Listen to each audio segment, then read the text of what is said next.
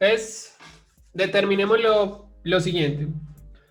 Calculemos el caudal de infiltración si sabemos que la permeabilidad es igual a 2.2 por 10 a la menos 5. Entonces aquí empezamos a realizar la aplicación de la red de flujo. Si usted mira en la clase de flujo bidimensional, en las notas y en el video, va a encontrar esta primera utilidad, que es el cálculo del caudal de infiltración y que se resume en función de la fórmula que aparece en la parte baja de la pantalla, que el caudal de infiltración Q pequeñito es igual a K por el delta H grandote por NF sobre NE. Mire que NF y NE los acabamos de determinar, el número de canales de flujo y el número de pérdidas de equipotencial. Entonces, en ese caso, lo único que tenemos que hacer es reemplazar en la fórmula e interpretar el resultado. Entonces, hagamos eso. Entonces, coloquemos por acá. Caudal de infiltración. Entonces, tenemos Q igual a K por el delta H grande por NF sobre NE. En alguna literatura van a encontrar que la relación NF sobre NE, que la pueden encontrar en español en el libro de mecánica de suelos de Berry, en inglés en el libro de Coduto o en el Cernica o en el libro de Holtz, van a encontrar que esto hace referencia como al factor de forma, que no es más que una relación que hay entre el número de canales de flujo, o es una relación matemática realmente, y que da cuenta de qué tan densa o de qué tan poco discreta puede ser la red de flujo, porque la red de flujo tiene que tener unas características. Una de esas características de la red de flujo es que, si usted también lo mira en las notas, cuando nosotros hagamos un círculo dentro de uno de esos cuadritos, ese círculo tiene que ser relativamente concéntrico y tiene que tender a tener un radio constante. Porque usted puede decir, profe, entonces la red puede ser más densa que eso, absolutamente. Pero en la medida que la red sea más densa, significará que usted tenga que tener más líneas equipotenciales y más líneas de flujo. Hacer eso a mano puede ser muy desgastante. Hacerlo en un computador, como lo vamos a ver el próximo miércoles, no tanto. Entonces ese factor da cuenta de alguna manera como de la densidad de la red. No tiene mucha incidencia en el resultado final, tener una red más densa o una red menos densa. Sencillamente lo que implica es que usted tiene una respuesta más precisa o menos precisa, como en el caso de cuando veíamos dovelas. Yo tengo menos dovelas, tengo un factor de seguridad menos preciso, más dovelas, mejor estimación.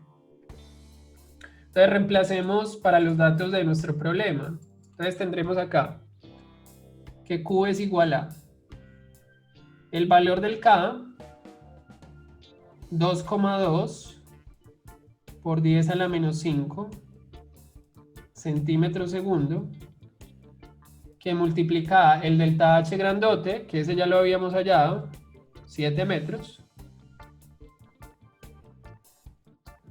por el número de canales de flujo sobre las pérdidas de equipotencial. Entonces tenemos canales de flujo 4, pérdidas de equipotencial 10. Entonces eso viene siendo 4 décimos.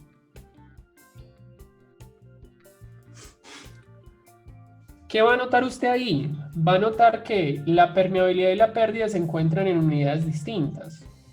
La idea es que se encuentren en las mismas unidades para que el caudal nos dé en la misma unidad. Entonces, ¿cuál es mi sugerencia con el caso del caudal de infiltración? Mi sugerencia es que la permeabilidad, si la tiene en centímetros, la pase a metros, para que sea más fácil la interpretación del resultado. Entonces, en ese caso, convirtamos esa permeabilidad a metros. Entonces tendremos acá que 100 centímetros es igual a 1 metro. Entonces ahora sí, queridos estudiantes, díganme por favor cuánto nos da este resultado.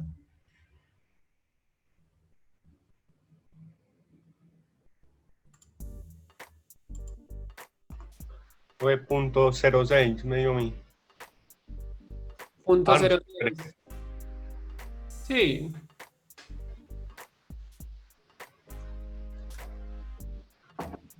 no, me dio súper pequeño. ¿Sí? ¿Cuánto? 6.16 por 10 a la menos 7. ¿Alguien que verifique? Sí, Sí, profe, profe, a mí me da igual. 10 a la menos 7.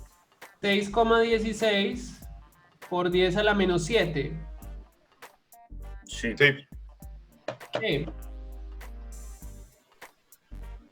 Metro sobre segundo. Metro cúbico sobre Metro segundo. cúbico sobre segundo. ¿Metro cúbico? No, metro cuadrado. Ahí da metro cuadrado en la fórmula. Metro cuadrado segundo. Y un caudal sí puede dar metro cuadrado por sobre segundo. O metro cúbico. ¿Y de dónde sale el otro metro? Por el Profe, eso se ancho realiza por aferente. unidad. ¿Y por qué? Porque estamos trabajando en BAPS. No es porque Sí, es constante hacia atrás. ¿Y eso cómo se llama? Condición Isotrópico. El estado BAPS. BAPS es condición biaxial, porque se supone que la tabla estaca se extiende como en el infinito, entonces todo se extiende. Entonces, cuando usted reporte el resultado, y lo va a encontrar en mucha literatura, va a ver que el caudal lo representan como el valor que usted tiene, metro cuadrado segundo, por unidad de metro. Porque está hablando por un metro de profundidad. Si usted sencillamente lo que quiere es hallar un caudal, el caudal grande, el caudal grandote, entonces, ¿qué hace? Coge su valor de Q y lo multiplica por un metro de ancho. Entonces, ¿ahí qué va a tener? Va a tener exactamente el mismo resultado, pero esta vez con la unidad propia del caudal, metro cúbico por segundo. Entonces, usted puede reportar el resultado de dos maneras. Si reporta el caudal de infiltración es el Q pequeñito, si reporta el caudal es el Q grande. Pero el Q grande lo multiplica por el ancho o el ancho aferente que usted quiere considerar. Entonces, por ejemplo, si yo les dijera a ustedes, muchachos, esta tabla estaca, este sheet piling tiene un ancho de 50 metros. Entonces yo le digo a usted, determíneme el caudal en 50 metros. ¿Usted qué haría? Pequeño lo Multiplicar el Q por pequeño 50. por 50. Y ya, tan sencillo como eso. Es exactamente lo mismo que en estabilidad de taludes. Yo puedo multiplicar el momento por un metro o lo puedo multiplicar por 10 metros, 20 metros. Y ahí tengo la respuesta que necesito. Esta es una, digamos, calcular el caudal de infiltración es muy sencillo. Es solamente reemplazar. ¿Por qué le pedía yo de alguna manera que llevara la permeabilidad hacia metro por segundo? Porque si usted deja la unidad en centímetros y expresa el caudal de infiltración en centímetros, esa unidad le puede quedar medio rara, porque usted podría tener un caudal de infiltración en centímetro cuadrado segundo por unidad de metro. Entonces, usted tendría que, cuando multiplique para hallar el Q grande, pues en vez de multiplicar por un metro, multiplicar por 100 centímetros. Y eso lo puede confundir a usted. Entonces, para que no se confunda, mi recomendación es que desde antes lleve todo a metros, para que la interpretación que usted haga del resultado sea más sencilla, tanto de calcular como de explicar. Marvelous. Ahora, vámonos al siguiente punto. Dice acá, puede presentarse el fenómeno de ebullición de arenas a la salida del agua. Considere para ello un peso unitario saturado de 15,8 kilonewton metro cúbico. Entonces aquí tenemos que tirar un poco de memoria y recordar la teoría de flujo unidimensional. Y específicamente la teoría del flujo unidimensional que habla de la existencia del flujo ascendente y del flujo descendente. Porque cuando hablamos de la existencia de esos flujos, estamos entonces hablando de una condición en la que la pérdida de energía o aumenta la presión de poros o disminuye la presión de poros. En el caso de la ebullición de arenas, y cuando hablamos propiamente de la salida del agua, tenemos que entonces considerar esa zona de la red de flujo donde se presenta la salida y donde se configura ¿qué? Una condición de flujo ascendente. Porque es finalmente la ebullición de arenas una consecuencia de que se dé una condición de flujo ascendente en el fondo de un problema o en el fondo de una muestra. Y eso, cuando lo veíamos en la teoría de flujo unidimensional, nos permitía a nosotros valorar que la existencia de la ebullición o la ocurrencia de la ebullición en términos de lo que nosotros llamábamos el factor de seguridad de ebullición de arenas, y que no era más que ¿qué? Una relación que se daba entre un gradiente crítico y un gradiente actuante. ¿Dónde actuaba ese gradiente? En el fondo de la muestra o en el fondo del suelo, que estaba sometida ¿qué? A una condición de flujo ascendente.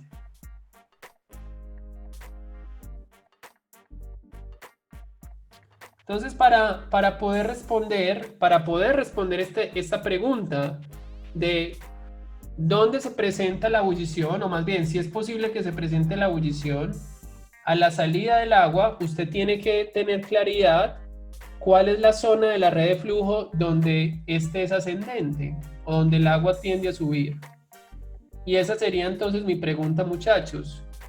Díganme, por favor, en cuál zona de la red de flujo el agua tiende a ascender o a subir. La derecha.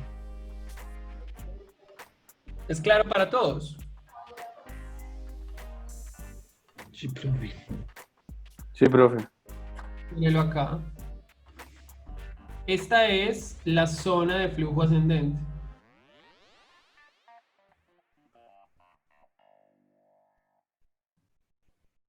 Un momentico. Esto ya le está dando la chiripiorca.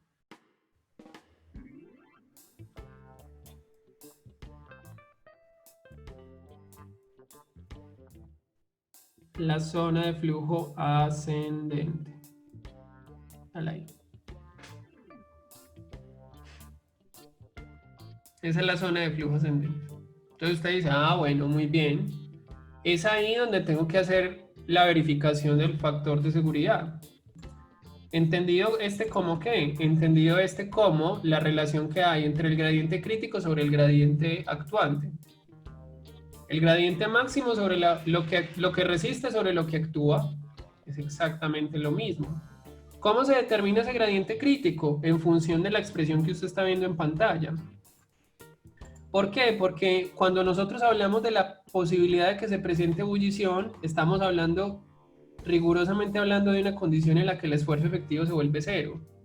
Entonces, en el caso del fondo de un suelo, si el esfuerzo efectivo se hace cero, usted puede propiciar ¿qué?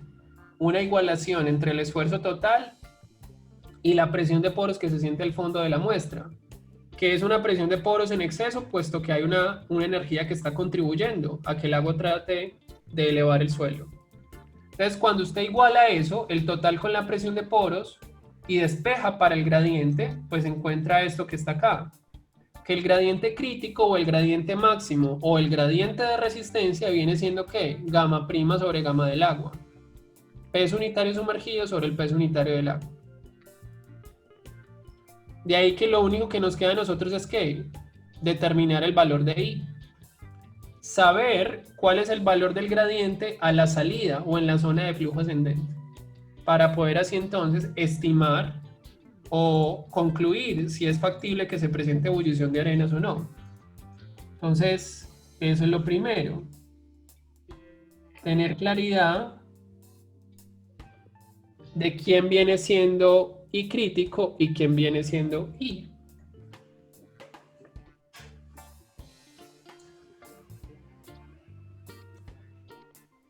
Y para poder hallar I, muchachos, tenemos que apoyarnos en esto que usted está viendo en pantalla. Y particularmente, apoyarnos en la definición primaria del caudal de infiltración. Si usted mira la figura de la derecha, va a notar la existencia de dos líneas de flujo y de dos líneas equipotenciales. Psi-I y Psi-I más 1 y Phi-I y Phi-I más 1.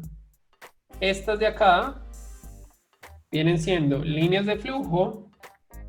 Miren que las voy a dibujar en color azul para seguir en la mnemotecnia del ejercicio. Color azul, color azul. Y ortogonales a esa tenemos las líneas equipotenciales.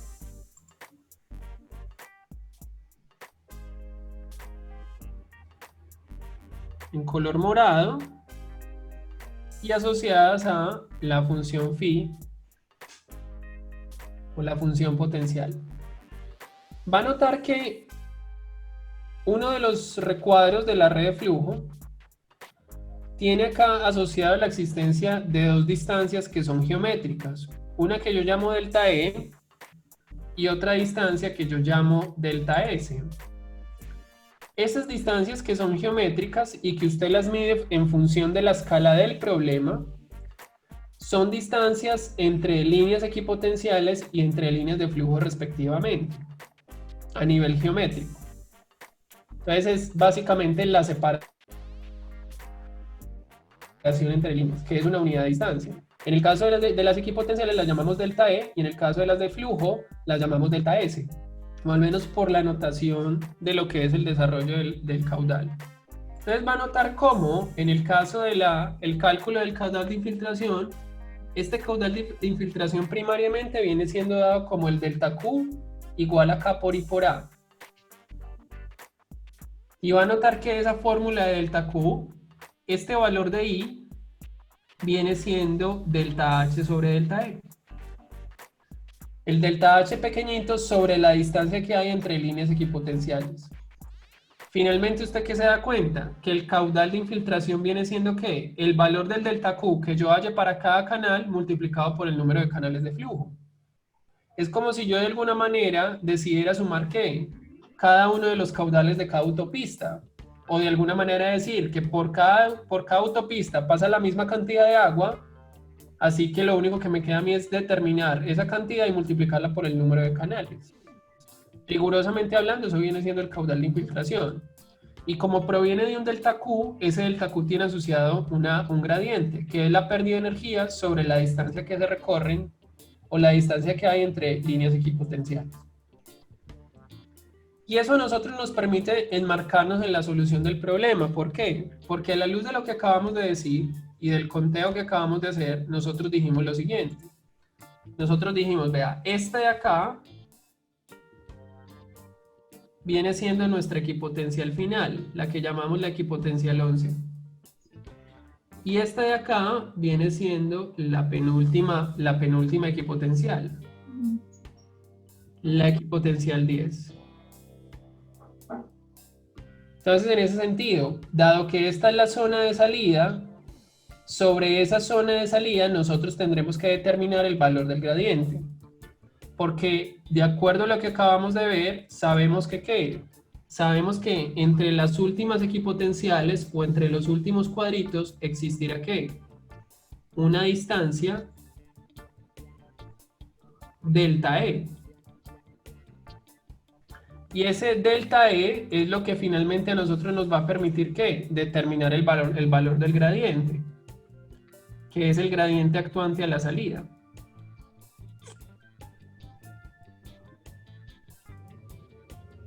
Entendido este gradiente a la salida como ¿qué? Como la pérdida chiquita sobre el delta E que tengo que medir geométricamente hablando. Entonces, si lo miramos desde la red, vamos a ver que a la salida, sobre los 4 canales de flujo, tenemos 4 delta E's. Entonces, por lo tanto, si tenemos 4 delta E's, eventualmente tendremos ¿qué? 4 gradientes. Y si tenemos 4 gradientes, eventualmente tendremos ¿qué? 4 factores de seguridad. ¿Me hago entender con eso? Sí, profe. Entonces, como tenemos esa posibilidad de contar con 4 factores de seguridad, hay que escoger uno. Y generalmente, ¿cuál escogemos? El más crítico.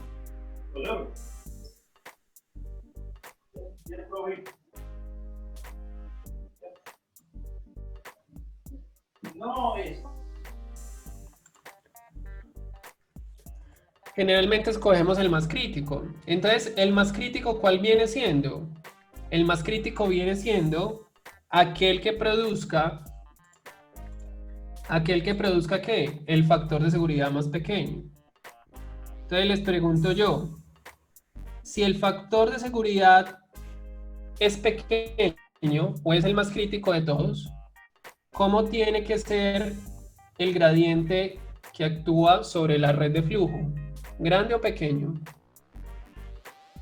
Grande. Grande. El gradiente tendrá que ser grande.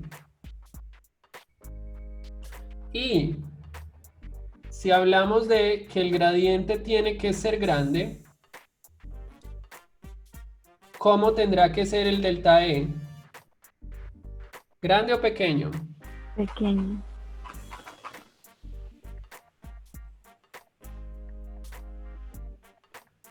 El delta E tendrá que ser pequeño.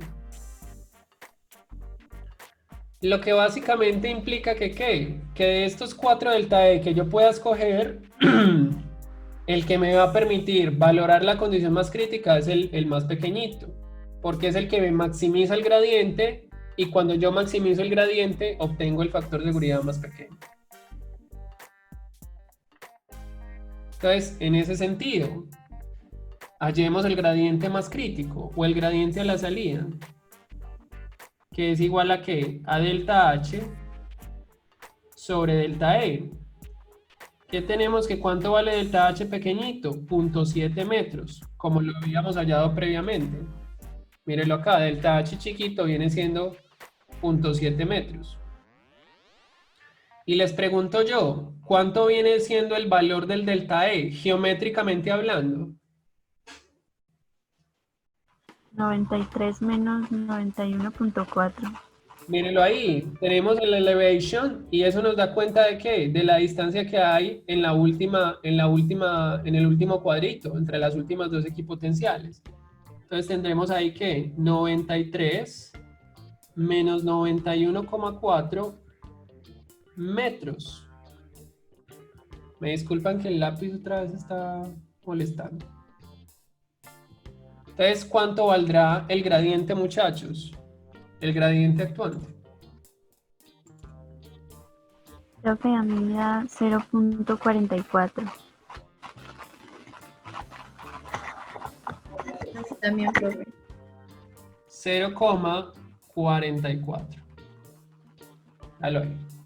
Tenemos ahí entonces nuestro gradiente actuante. 0,44. Muy bien. Ahora, procedamos a determinar el gradiente crítico.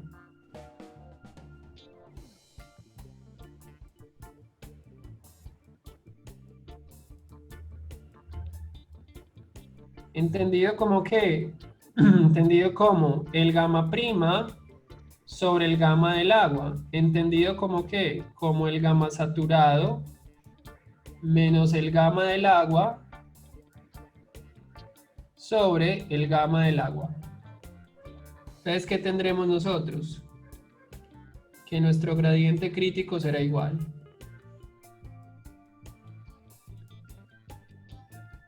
al gamma saturado, que es 15,8 kilonewtons metro cúbico, menos 981 kilonewtons metro cúbico, que divide a 9,81 kilonewtons metro cúbico. ¿Cuánto nos da esto, muchachos? 0.61. 0,61. Entonces aquí cancelamos las unidades y tenemos acá entonces nuestro gradiente crítico. Y ahora, ¿qué es lo único que nos queda? Determinar el factor de seguridad. Entonces tenemos que el factor de seguridad es igual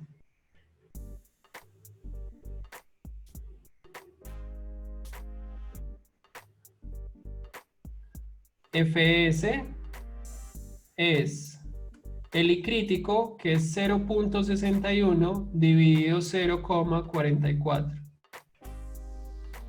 ¿Cuánto nos da el Fs, muchachos? 1.39, profe. 1,39. Entonces, ahí viene la pregunta buena.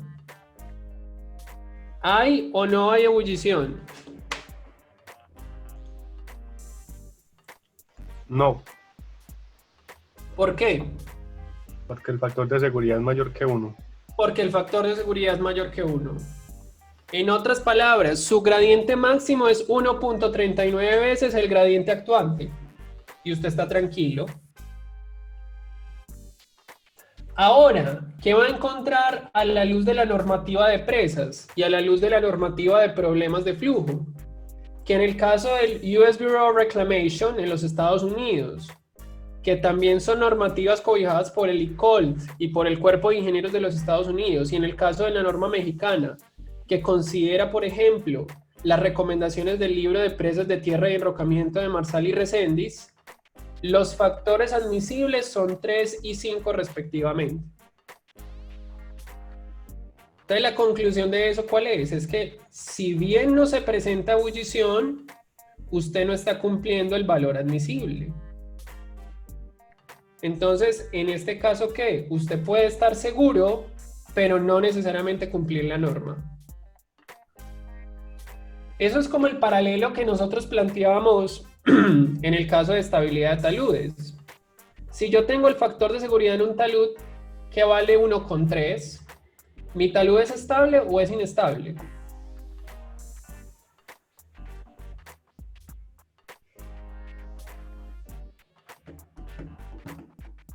Jóvenes. Es estable porque ser mayor que 1, pero no cumple la norma.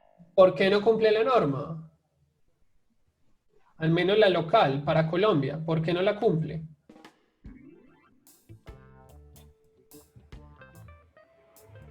No está entre 3 y 5.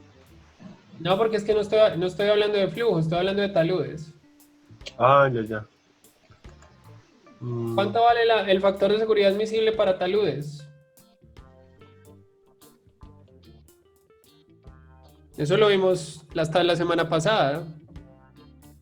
Sí, pero depende si es Hong Kong o la de acá. ¿Si es que? Ah, bueno, dependerá de la norma, ¿cierto? Pero ese es el mensaje de alguna manera. Por norma sismorresistente estamos hablando para talud en condición normal, como la llaman ellos, y en condición de diseño 1.5. Usted vale 1.3, es estable, pero no cumple la norma. Entonces, aquí viene una pregunta muy interesante. Si yo le digo a usted, muchachos, tenemos que cumplir el factor de seguridad de la US Bureau of Reclamation.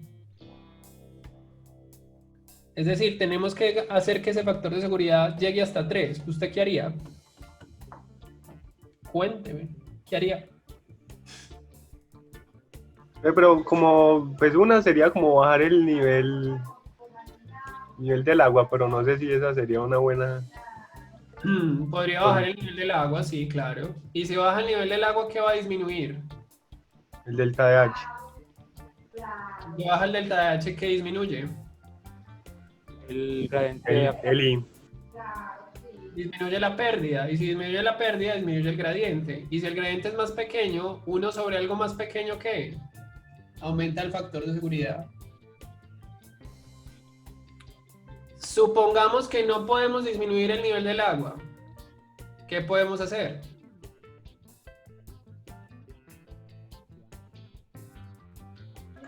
Puede cambiar el tipo de suelo en esa capa. No sé. Cambiaría todo el suelo. No, O sea, como en esa capa, en la primera. Pues que son... ¿En la primera o en la última?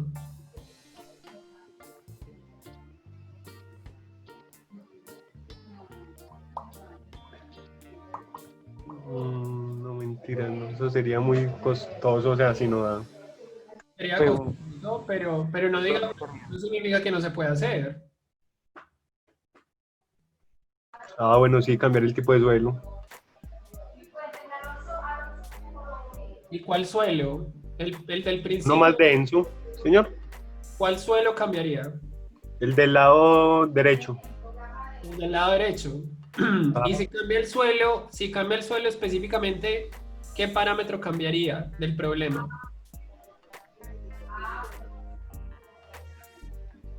Creo que un material con un mayor gama. Muy bien, perfecto, Sebastián. Un material con un mayor gamma. ¿Por qué? Usted tiene un material con un mayor gamma, ¿qué es lo que va a aumentar? Su gradiente crítico. Y si su gradiente crítico es mayor, su factor de seguridad aumenta, porque son relaciones directamente o variables directamente proporcionales. Es una muy buena conclusión, Sebastián. Estás en la jugada. Listo, gracias. Hay otra cosa que se podría hacer. ¿Qué creen? Si no puedo cambiar el suelo y si no puedo disminuir el agua, ¿qué podría hacer?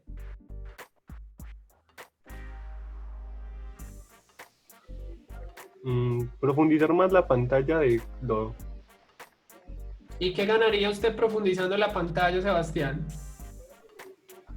¿Qué ganaría? Por ahí va la cosa. Menor velocidad, no, profe, o sea, pensaría pues yo así como a primero.